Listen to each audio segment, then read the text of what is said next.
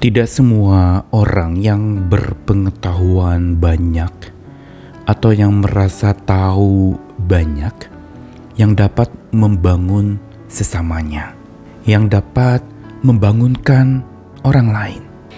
Ada kalanya dan banyak kali orang yang tahu banyak atau yang berpengetahuan banyak justru bukan membangunkan tetapi meninabobokan. Karena dia sendiri kerap dininabobokan oleh pengetahuan itu. Artinya apa? Seringkali pengetahuan itu membuat orang terbuai di dalamnya merasa sudah tahu itu sudah cukup. Padahal yang namanya hidup yang terbangun atau bertumbuh itu bukan sekedar tahu, tapi betul-betul kita melakukan apa yang kita tahu. Dan disinilah gagalnya orang-orang yang merasa diri sudah tahu. Karena bagi mereka yang namanya hidup itu tujuannya adalah untuk berpengetahuan dan itu sudah tujuan akhir. Padahal bukan itu semata. Pengetahuan Tuhan berikan agar lewat pengetahuan itu seseorang bisa berbuat kasih. Dan kasih itulah yang dapat membangun. Karena itu kita perlu mengamini dan mengimani hidup kita perlu dibangun oleh cinta dan dibangunkan oleh cinta. Dibangun oleh cinta berarti hidup kita bertumbuh oleh cinta. Tapi dibangunkan membuat kita tidak terbuai dan terninabobokan oleh banyaknya pengetahuan, tetapi terbangun dan tegak berdiri oleh kasih Tuhan. Saya Nikolas Kurniawan kembali menemani dalam Sabda Tuhan hari ini dari 1 Korintus pasal 8 ayat yang pertama. Tentang daging persembahan berhala kita tahu kita semua mempunyai pengetahuan. Pengetahuan yang demikian membuat orang menjadi sombong, tetapi kasih membangun. Dalam versi bahasa Indonesia masa kini saya bacakan ayat yang sama. Sekarang mengenai makanan yang diberikan sebagai persembahan kepada berhala. Memang benar seperti kata orang kita semuanya sudah pandai. Tetapi kepandaian membuat orang menjadi sombong, sedangkan kasih membangun pribadi orang. Lalu satu ayat lagi dari Efesus pasal 4 ayat yang ke-16. Daripada Kristuslah seluruh tubuh yang rapi tersusun dan diikat menjadi satu oleh pelayanan semua bagiannya, sesuai dengan kadar pekerjaan tiap-tiap anggota, menerima pertumbuhannya dan membangun dirinya dalam kasih. Tulisan Paulus kepada jemaat di Korintus yang memuat tentang statement pengetahuan yang demikian membuat orang sombong tapi kasih membangun ada di dalam satu konteks diskusi tentang persembahan berhala, yaitu daging yang dipersembahkan kepada berhala. Ada sebuah wacana atau pertanyaan, apakah kita boleh memakannya atau tidak? Dari pertanyaan inilah maka muncullah dua kubu. Ada satu kubu yang merasa nggak apa-apa. Kita kan sudah tahu sama tahu. Nggak apa-apa dimakan saja. Tapi ada kelompok yang mungkin lebih lemah dan tidak terlalu mempercayai konsep itu. Mereka merasa saya tidak mau makan karena itu dipersembahkan kepada berhala.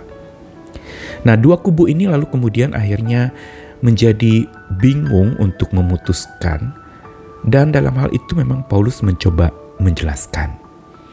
Yaitu bahwa kalau pakai standar pengetahuan, jadi kelompok yang satu merasa kita sudah tahu sama tahu, kita makan saja. Daging makanan untuk persembahan berhala itu tidak apa kita makan.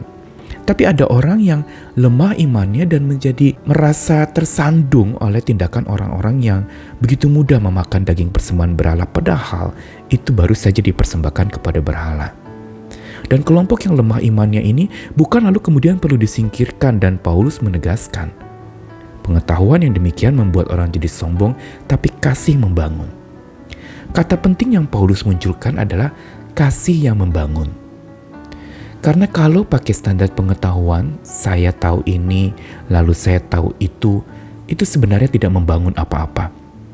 Itu hanya sekedar pertama teori saja. Itu hanya sekedar sebuah kebenaran semata. Itu hanya semacam konsep tok, tanpa lalu kita pedulikan orang lain yang dengan konsep itu kita sampaikan atau kita beritakan.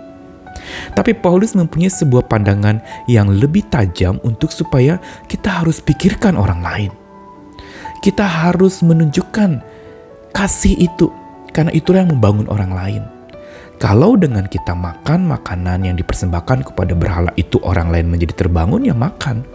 Tapi kalau kita tidak makan dan justru orang menjadi terbangun dan jadi paham, maka janganlah makan.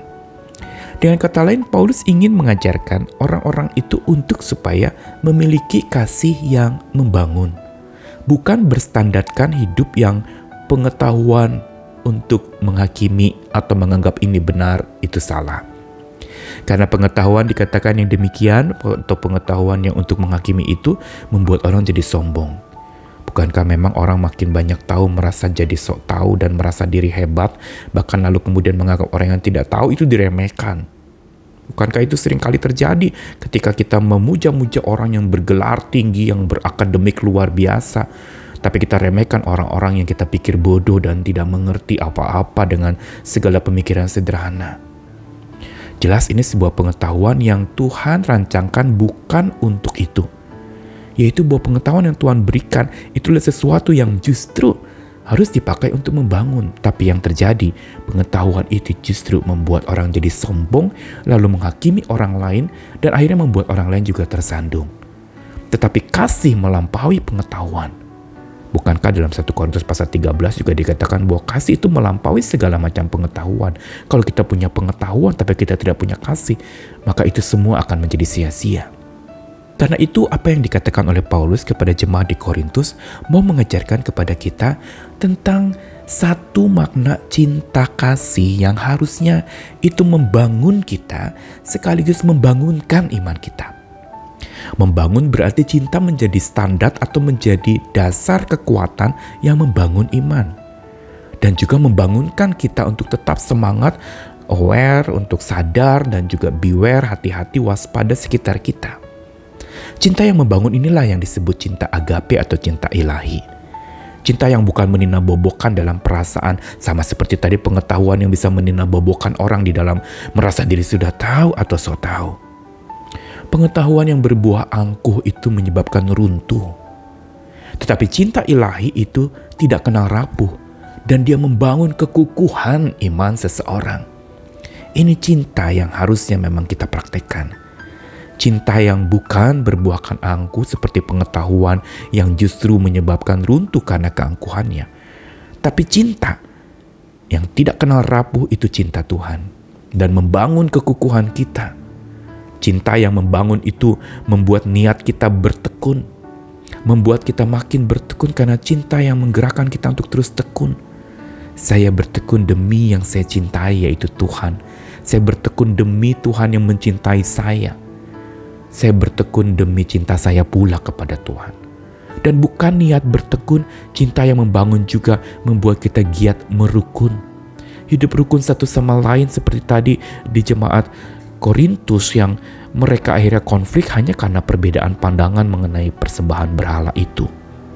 Tetapi orang yang giat merukun akan menyatukan perbedaan itu menjadi satu pemahaman yang sama-sama tenggang rasa, saling mengerti perasaan orang lain dan tidak melukai perasaan orang lain. Tenggang rasa inilah yang perlu dibangun supaya kerukunan bisa bertumbuh. Dan kasih yang membangun atau cinta kasih yang membangun dan membangunkan itu juga akurat tersusun. Berarti apa? Ada proses penyusunan. Cinta yang terus berproses dan cinta yang terus memproses kita untuk tersusun rapi menjadi bangunan iman yang bertumbuh dan bagus, kokoh dan tidak mudah digoyahkan. Sehingga akhirnya bangunan iman kita membuat kuat saat kita menghadapi masa padang gurun dalam hidup. Mari kita belajar membangun dengan cinta dan membangunkan orang lain dengan cinta. Tapi lebih dulu kita harus menyadari bahwa kita perlu dibangun oleh cinta dan dibangunkan oleh cinta itu. Mari, cinta ilahi adalah cinta yang membangun, bukan cinta yang menjatuhkan. Jadi jangan sekedar kita jatuh cinta, tapi kita membangun cinta agar cinta itu terbangun dan membangun hidup kita. Mari hiduplah di dalam cinta kasih Tuhan yang membangun dan terus menyemangati kita. Tuhan mengasihi kita, ayo bertumbuh dalam cintanya dan terus ditumbuhkan oleh cintanya. Amin.